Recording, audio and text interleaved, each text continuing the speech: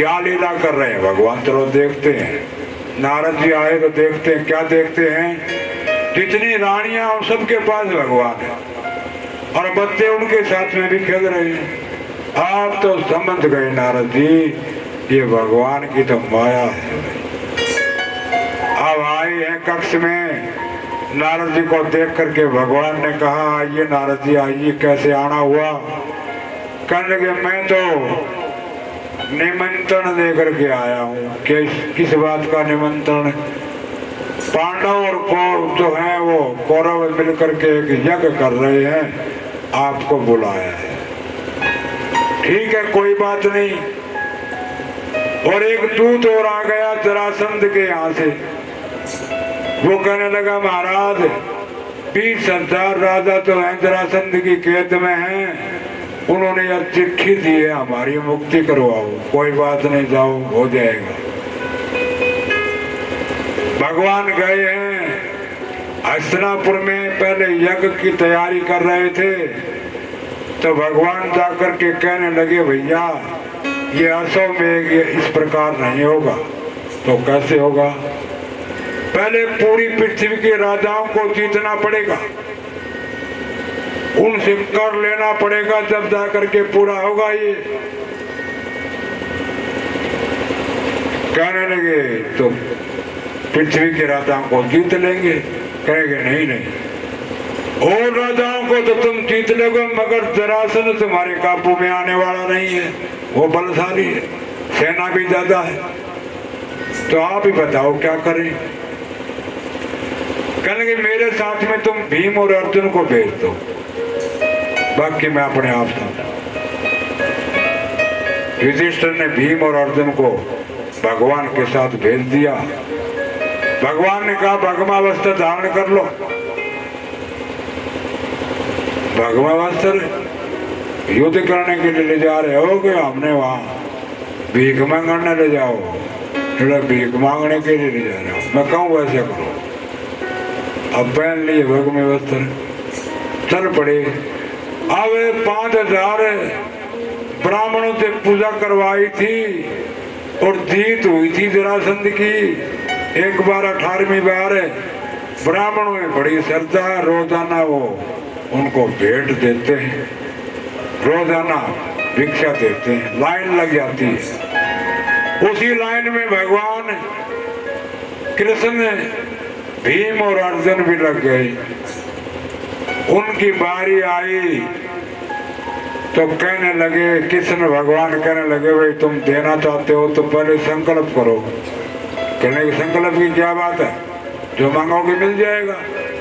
नहीं नहीं संकल्प करो। चलो कर लिया संकल्प। तो भगवान कहने लगे मलयुद्ध की भिक्षा दो।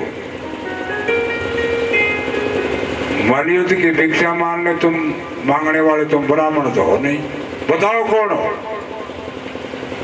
भगवान कहने लगे ये तो बड़े वाला दिख रहा है, ये तो भीम है पांडव पुत्र, और ये छोटा ये अर्जुन है पांडव पुत्र। कहने लगे तू ज्यादा बोल रहा है, तू कौन है ये बता। कहने लगे मैं तेरा पुराना दुश्मन हूँ, कृष्ण हूँ। हाँ पता लग गया, तेरे बिना ये और कौन कर सकता था। चलो कोई बात नहीं, दे दी भिक्षा। किसके साथ युद्ध करोगे बताओ? जरासंध कहने लगा तेरे साथ तो युद्ध क्या करो, तू तो भगोड़ा है, भाग क्या था तुम आगा हो गया। और ये अर्जुन है बालक है, मुझे भीम है मेरे बराबर का, इसके साथ करो। ठीक है, युद्ध शुरू हो गया। 17 दिन तक युद्ध चला। 17वें दिन फुकवाई अच्छी करी जरासंध ने। भीम की जच के ठुकाई करती भीम ने रात में जा करके और भगवान का पल्ला पकड़ा, बोले भाग लो यहाँ से। क्यों? ये कल मैंने मेरे को मार देगा। कमाल है, योद्धा हो तुम, भागने की बात कर रहे हो? नहीं नहीं नहीं, मेरी तो नस ढीली कर दी। भगवान ने एक बार हाथ फेरा, एकदम तंदुरुस्त हो गए। कहने लगे कल कल का युद्ध मेरे नाम से और कर ले। कल अगर कुछ ना होगा तो फिर छोड़ दे, ठीक है। और एक बात और भी है,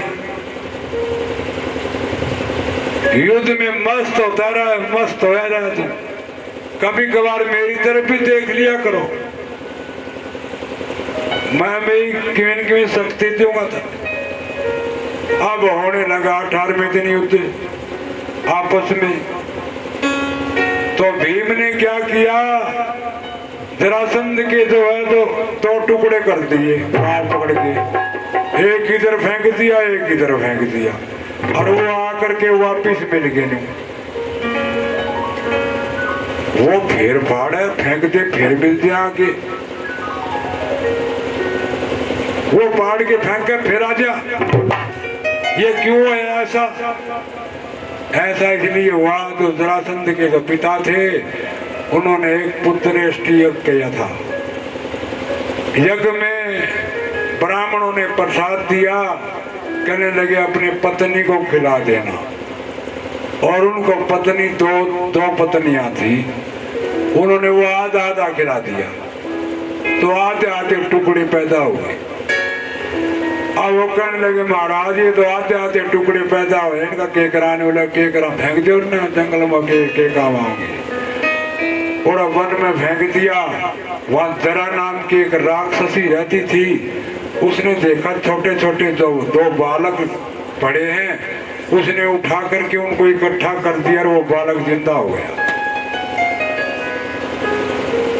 अब वो बालक जिंदा हो गया तो उस जरा नाम की राक्षस ने मन में विचार किया, तू बच्चे का क्या करेगी, हमारे राजा के यहाँ कोई संतान नहीं, उनको दे दिया। जरा नाम की राक्षसी के द्वारा संधि करवाई, संधि कर दी, मिला दिया, इसलिए उसी का नाम पड़ा जरासंध। आगे दो टुकड़े देता है भाई। भगवान ने देखा, भीम ने देखा क्या हो रहा है ये। भगवान ने कहा इसको फाड़ करके दाएं बाएं फेंक दो, नहीं तो मरेगा नहीं। अब की बार भीम ने उठाड़ा उसको, एक ही टुकड़ा इधर फेंक दिया, एक इधर, और इस प्रकार से आकर के मिले, इस प्रकार से उसका वध हो गया। बोलिए कृष्ण कन्हैया लाल की जय। और वापिस जो है हस्तिनापुर में आए, वहां से एक मुकुट भी ले आए, जिसने परीक्षित ने जो मुकुट धारण किया था वही मुकुट था वो। अब कहने लगे पहले पूजा किसकी करनी चाहिए, पांडव कहने लगे भगवान की करनी चाहिए पहले पूजा। तो कौरव और शिशुपाल कहने लगे नहीं ग्वाले की कैसे पूजा। शिशुपाल भगवान को गालियां देने लगा।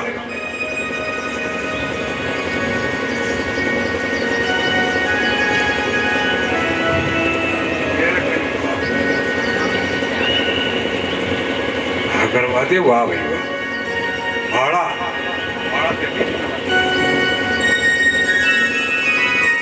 बोली साचे दरबार की जय, बोली श्री हनुमान जी महाराज की जय। आज इस कथा के समापन समारोह के अंदर हमारे जो